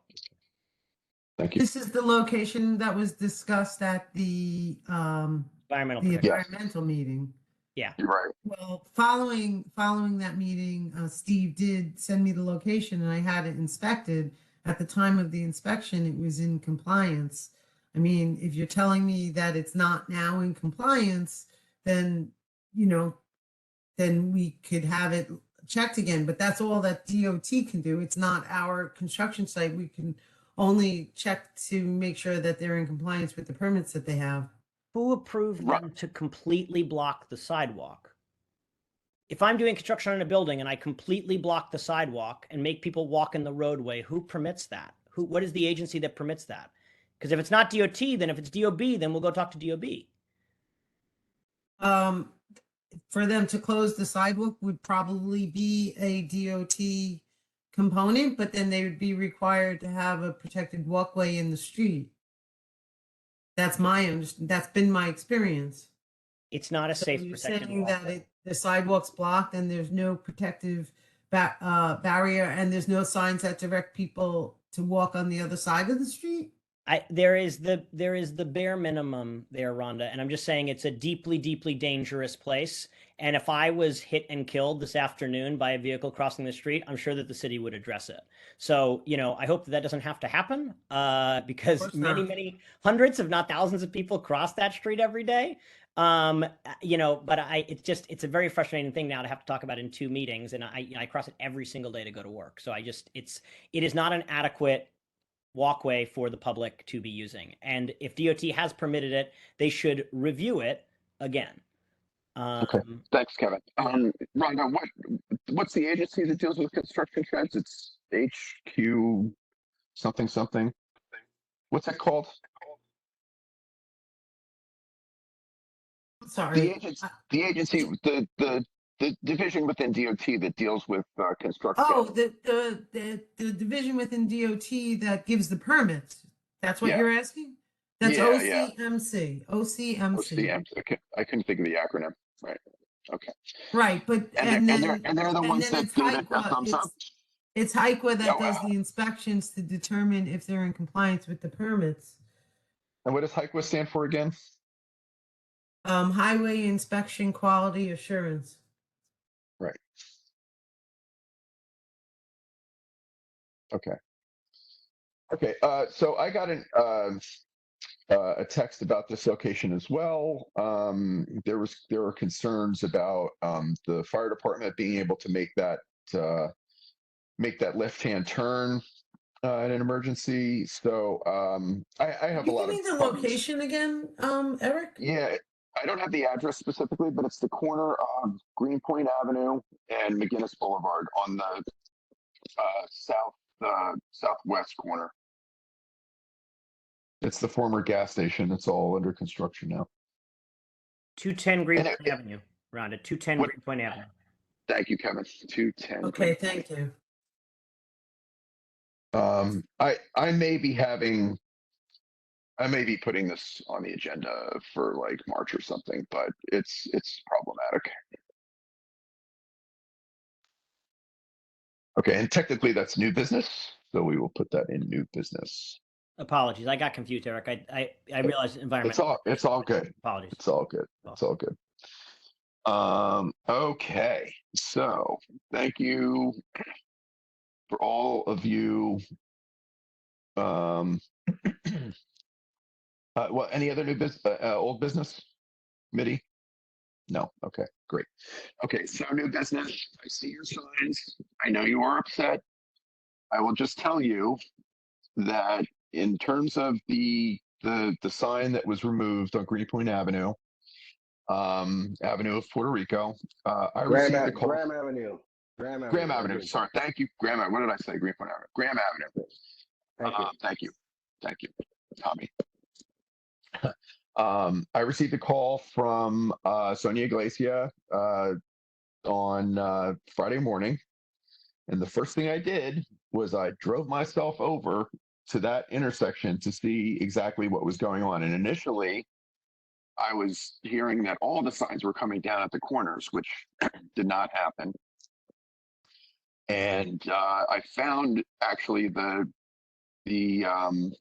work crew that changed the sign, and they were on their lunch break. So I had a chance to like talk to them, and I said, "What is going on with the sign? Like, why are you changing the sign?" And they said, "You know, we're just following orders. We just came out to like to fix the sign. I guess it was not hanging correctly or something." And who knows what the minutia of the DOT bureaucracy is, that they got a work order to go change a sign and they handed them a Graham Avenue sign and they said, go change the sign.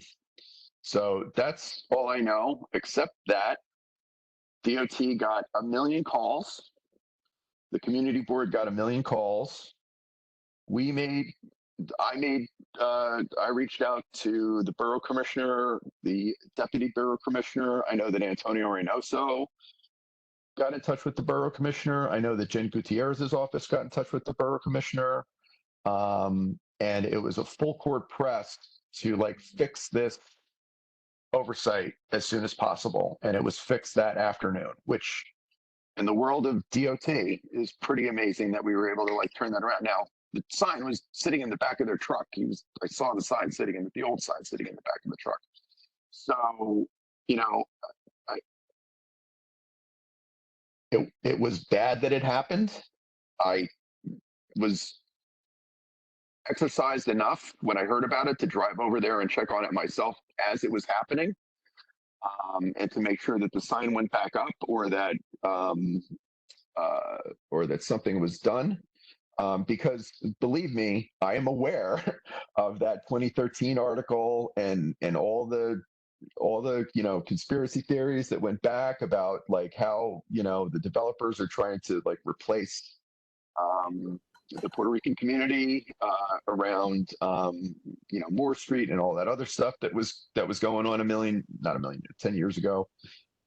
So, and I made sure that people that should know that they have to fix it right away did fix it right away, and then your elected officials got on board and push DOT to recognize their oversight and to get it fixed. So, as far as I understand, last time I saw the sign is back, and there is not a sign, an overhang sign at every corner. Every corner does have a corner sign saying Avenue of Puerto Rico, but not every intersection gets one of those overhang signs that hangs off of the light pole. So there were some people that were saying that they were multiple signs. That is not my understanding. And so that's what I did the minute I heard about it. And I was not happy about it. And so, Rhonda, I don't know if you want to, just say something about what you know about how that went down or whatever, just briefly. I was actually scheduled out on Friday. It just happened that way. So I wasn't involved in the melee that ensued, but my understanding of it now is that the sign was removed in error and it was put back, and it all happened the same day. I have no more insight into it than that. But I've been told that it's replaced and it's not going anywhere. Okay. How you doing? My name is DJ Calito. I'm a public figure. Okay, radio. Okay. Hold on. We're gonna. This is the committee, and I will recognize people to speak. Okay. But okay. So Iris Cabrera, who is a board member, please go ahead. Thank you, Eric. Yeah, I also receive a lot of email, and a lot of call for a lot of people. Unfortunately, I wasn't around, but as a member of this community and also a member of CB1, I was very upset. I know the Puerto Rico community of Southside and Bushwick has been working really hard, and I'm very proud to say that I'm Dominican, but I know how hard the Puerto Rico community work on the Southside. So I don't know who make that decision. We all know there is an agenda who remove anything that had to do with the Latino community in Brooklyn and the South Side. But I just wanted to say that we are here and we're gonna fight back. This community is strong, and you saw all the email and the social media. So we are united and we're gonna be together. So whatever person made that decision, I just wanted to say something. We are here. The Latino are in the South Side, and you're gonna have to remove more than one sign to take all the Latino of this community. So Puerto Rico, we are here as a Dominican supporting you guys, and we just want to answer because that side didn't get there alone. Someone made the decision, someone sent a sign, and we want some answer. Thank you. Thank you, Iris. William? Thank you, Eric. As Puerto Rican, the only one on this committee, I was deeply hurt. Growing up, I was always told, as a Puerto Rican, you're not an American. Even to my son and nephews and nieces, they bring that up.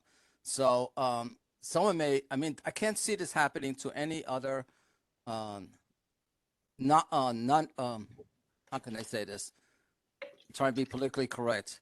If this has happened to some other non-colored community, somebody in that chain of command would have stopped it.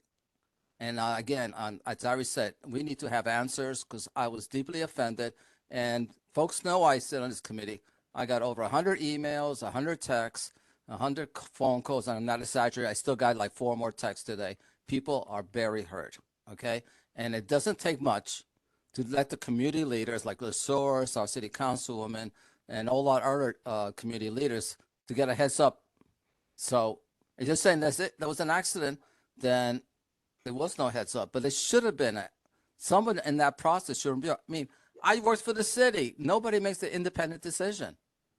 I mean, before I went out in the field, I had to get the okay from the deputy mayor, my commissioner, my deputy commissioners, my assistant commissioner, before I went out to the field. So there are a lot of checks and balances. I don't understand it, but I'm still pissed off. So, thank you. You're welcome, William. Thank you, William. Sorry, bear with me one second. So I'm going to recognize a few people. Thank you, Iris, for taking your hand down. I'm going to call on, where'd you go, DJ? Hi, how you doing? Once again, I want to introduce myself. My name is DJ Carlito. I'm a native resident in Bushwick, native, and seeing what happened last week really, hurt my feelings as a Puerto Rican coming over from Puerto Rico in the 90s into Brooklyn. Since I came into Brooklyn, seeing the sign up and, being a part of Graham Avenue, the Bushwick, Knickerbocker, Greenpoint, Los Sures area, and also being a public figure here on New York City's #1 Latin radio station representing Puerto Rico, it was just a little bother. And then when I heard the fact that, they said that the sign was mishandled, it was like dangling, whatever. Fine, I understand if it would have been one sign, but they also had took down the one by Grant and Granham. So what, that one was hanging as well, so that's we, like everyone else is saying, we just want to make sure it doesn't happen again. We want answers as to, why. And, obviously we're happy it's back up, but, we just, cannot continue to, for this to happen again. Okay. Thank you. Thank you for coming. Raphael, I'm gonna recognize you, but I just want to say one thing. So when I said conspiracy theory, I meant conspiracy theory about the developers asking us, the community board, to take down the sign. But I understand displacement is happening, and I've been fighting for the last 10 years to make sure that that doesn't happen with Greg and St. Nick's and with the community board. So, I'm with you on that. I should have said specifically that no developer called the board and said, call DOT and take the sign down. So that's the conspiracy theory that I am dispelling fully and forthrightly right now. But Raphael, you have the floor. If you want to speak, your hands up. Do you hear us? I hear you. Okay, I see your hi, flag. This is Sonia Can I Velasquez. get your name for the record? So this is Sonia Velasquez, community advocate, born and raised in Bushwick. There's a bunch of us. Got here. you. We have a whole Okay. here. Okay. So Rhonda, we just want to say that we are not satisfied with the statement released regarding the Avenue of Puerto Rican signs that were removed. We are aware that this is a process to change signs and that local officials were not notified. We're requesting further information on how this came to be and who approved it. That's the question. Who gave the approval? So we would like to demand, or we want to demand, a investigation. What was the other question? We have another question. So what can we do to ensure that the safety of our signs moving forward? Go ahead. Now you can. And I'm also going to add, my name is Raphael. This thing about that, oh, they were just fixing the sign. No, because it takes money to make new signs, to take down and then to put back up. So that's not an adequate response. We want to know exactly what the heck happened. We're not satisfied with these answers. Absolutely. Someone gave the order, and that's what we want.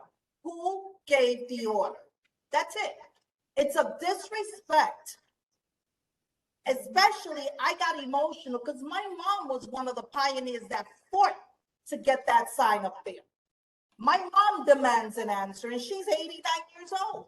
She paved the way for not only Puerto Rican women or men, but Italians and African Americans as well.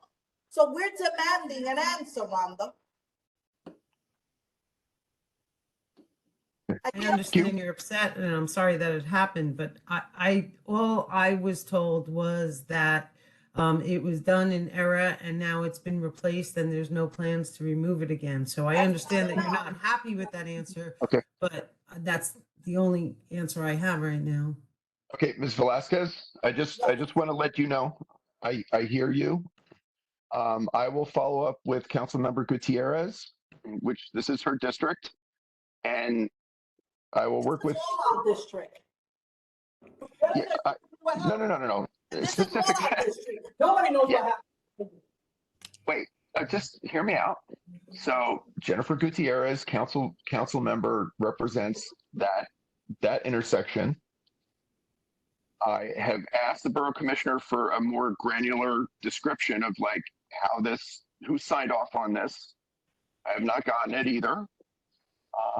But I will follow up with Councilmember Gutierrez and see if we can get an answer from Borough Commissioner Bray. Okay. So I hear you, I understand, and I'll do what I can to get you a better answer. But I need to recognize other people. So I see. Sonia Velasquez, that's you, right? I got you. You can put your hand down. And I have Raphael. Raphael, can I get your last name for the record, please? Augusto, A-G-O-S-T-O. A-G-O-S-T-O. A-G-O-S-T-O. We have a follow-up question? A-G-O-S-T-O, gotcha. Okay, go ahead. What can we do to ensure the safety of our signs moving forward?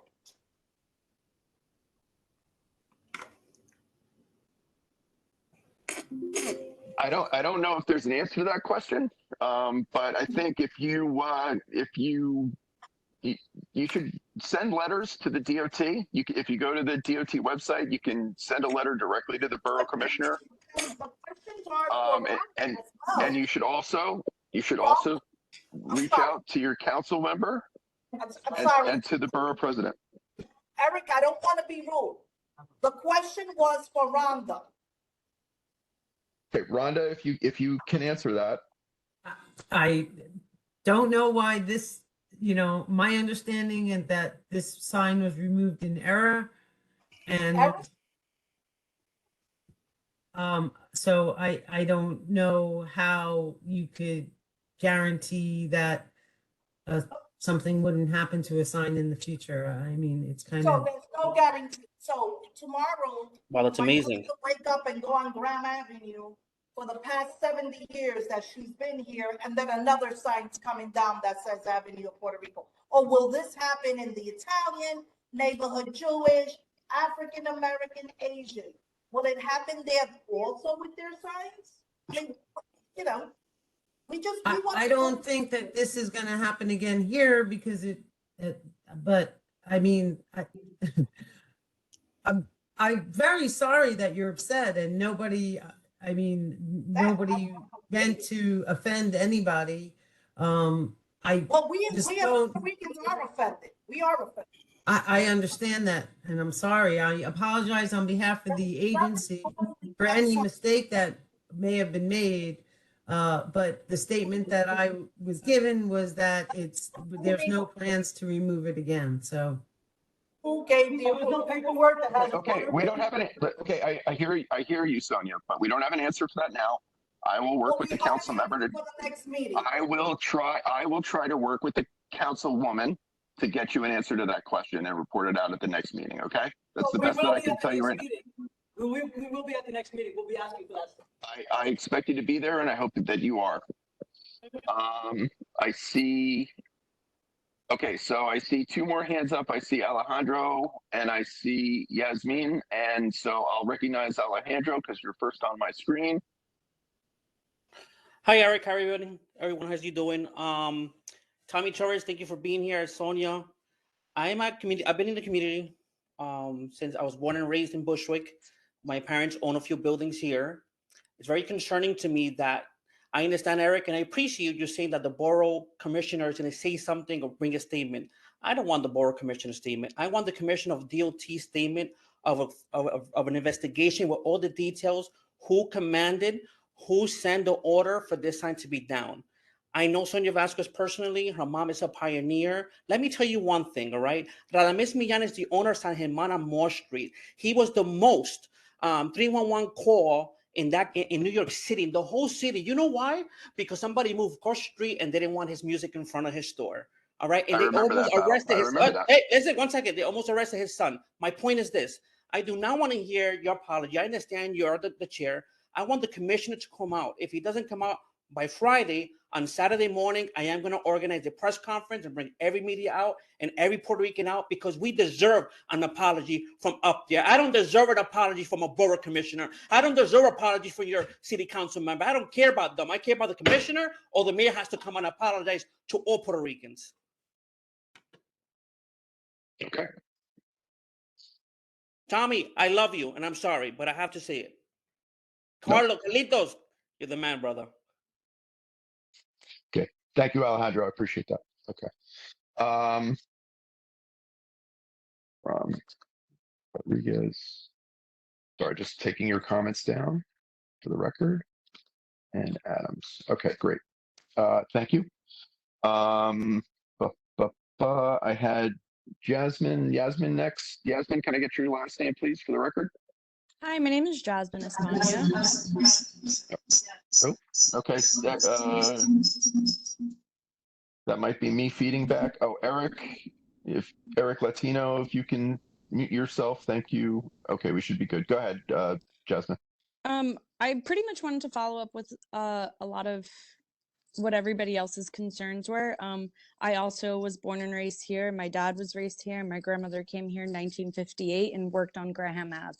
So I think it's really important that we can preserve it in every way possible. And I think if there's a way that we could fight towards getting that block just to become a historical landmark, I think it's, it has so much history and so much, so much to tell our future children to come and live over here.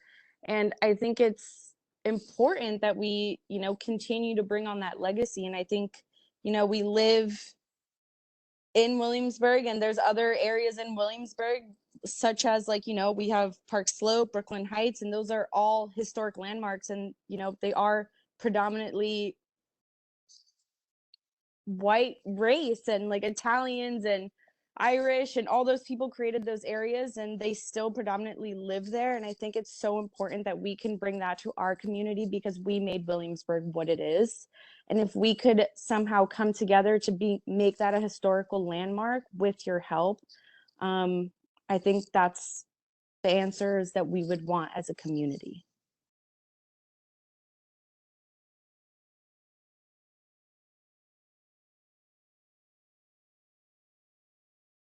Hello?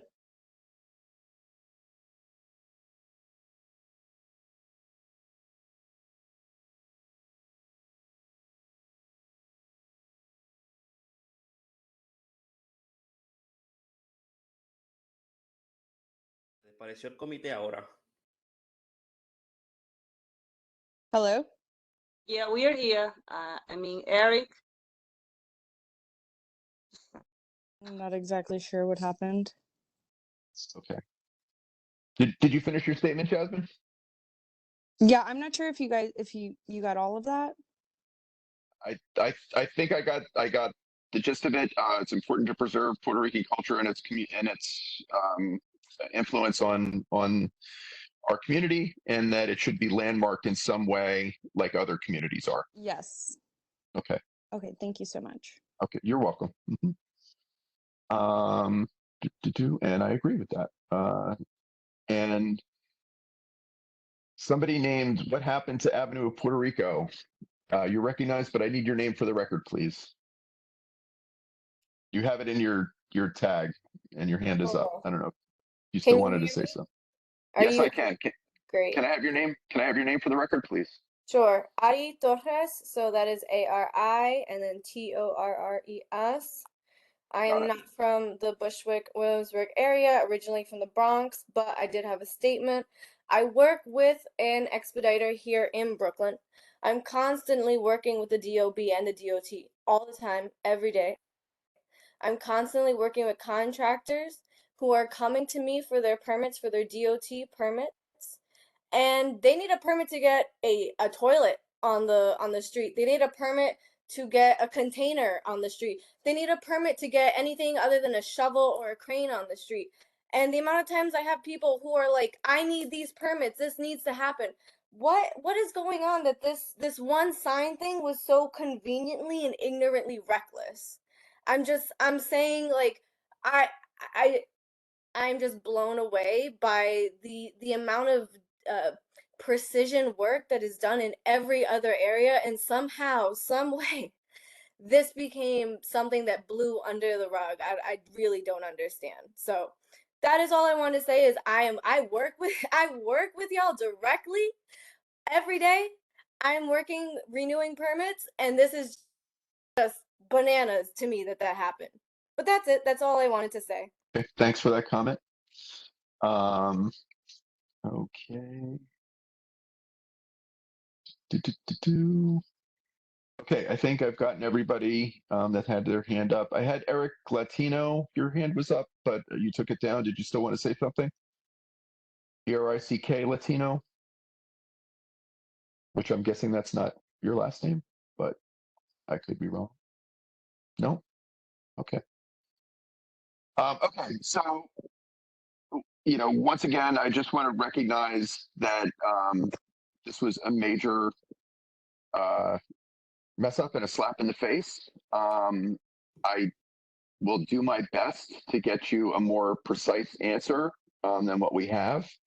And hopefully I can get that for you by the next meeting. But if for those of you that are as upset about this,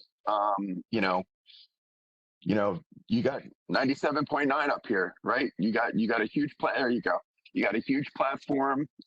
If for Mr. Zayas, who's demanding that the mayor come out and say something about it, I think the media is going to be your best bet, and to honestly to work with your elected officials to get a detailed explanation of how this went down, even if it is just we gave them the wrong work order, which is possible. But again, it's the worst possible missed work order that they could have done.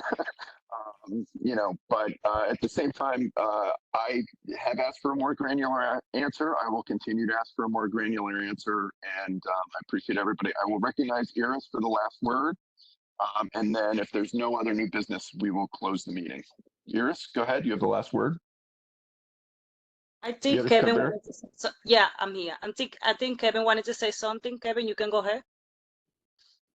Thanks, Iris. Yeah, I just very briefly, I think, there's so many people that have come out to this meeting and have waited very patiently through the many, many other items that did come up. I know, Eric, you're going to be following up, but I do think that the committee should probably, at the very least, write a letter, expressing their disapproval of what happened, that should go to the full community board in early February, so that there can be this just institutional support, another kind of, voice raising. Because this is not something, people are not just upset about a sign. It's not just the sign. It's the larger displacement that's happened to the Puerto Rican community, and so much of the Spanish speaking community throughout North Brooklyn. I know my Greenpoint history, and Puerto Ricans built Greenpoint. Puerto Ricans built the north side of Greenpoint, north of Greenpoint Avenue. The rope factories on West Street and the seamstresses that came over in the 20s. The Puerto Ricans, built Greenpoint and Williamsburg. And I think at the very least, there should be a letter from this committee, to just further highlight that this should never have happened. And, I think that, obviously it's something that, DOT, there are more answers. Folks foil those documents and those, the answers are going to come out, but that'll be a long time from now. In the meantime, I think that the committee really should write a letter in support of all the folks that have come out tonight and expressing just how important and how critical and vital, the Puerto Rican community is, and standing against the displacement that they faced. Okay. Thank you, Kevin. Iris, did you want to say something? I echo that. I think we should, I know I'm not part of this committee, but we should write a letter, and they all give a statement to Antonio, Marixa, I call Jennifer, I call Antonio, I call Marixa, and they all put a statement in the social media. So DOT say that there was a mistake, but was the I mistake? didn't make a mistake like that. So, like I said in the beginning, we need an answer. I was a little bit excited because that means a lot. I've been fighting for this community as a community organizing. I know how we fought for the Roberto Clemente school. We lost the school. So this is like another sample that they want to remove anything that had to do with the Latino in the community. I receive that message, and I know a lot of people receive the same message. So we want an answer, and whatever person made the mistake had to pay, because that is not a simple mistake. That was not like a simple sign. So I hope that the community board agrees to send a letter to support the Latino community, the Puerto Rico community of the South Side of Brooklyn, because we deserve that. Thank you. Thank you, Iris. Okay, so thank you, Kevin, and I will make a motion to send a letter to DOT Commissioner Ydanis Rodriguez asking for a detailed explanation of the process that resulted in the removal of the Graham Avenue of Puerto Rico signs from the Graham Avenue corridor. Do I have a second? William Vega seconds. Okay. All in favor? Aye. Aye. Aye. Aye. Opposed? At your personal peril? Opposed? Good. Okay. And abstentions? None. All right. Okay, man, real quick before we leave, if you don't mind.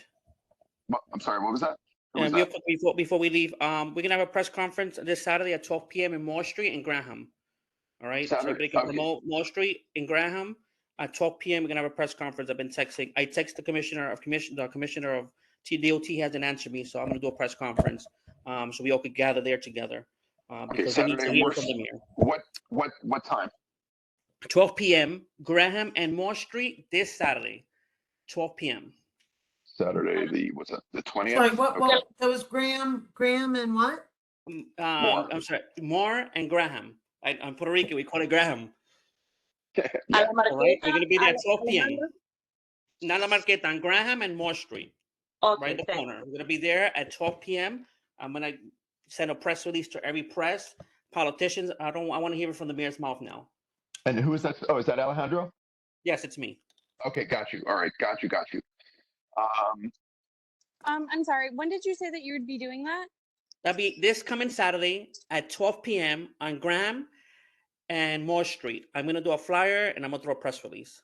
Okay, perfect. Thank you so much. Telemundo just told me yes, and CNN just texted me back saying, "Go for it. We'll be there with you." I'm the one that did the press conference, the vigils for the officers that got killed last year when the mayor became the mayor that year. So I'm gonna have to do it. We want to answer, and I want to answer from the mayor. Hopefully he can make it too. Got it. All right. Carlito, So, check your Instagram. I messaged you. okay. So again, thanks everybody for coming out. I'm sorry we had to take care of all this other business before we got to you, but I really appreciate you staying. I appreciate hearing from you. I just want to let you know that the community board will always have the Puerto Rican communities back on things like this. Alejandro mentioned the Moore Street incident with like the shop that they wanted to close down. I was around for that. I remember that fight. That was a BS fight, and there's been other issues with Moore Street. So we will do what we can, get you answers. But in the meantime, there's something in organizing called the pain ladder, right?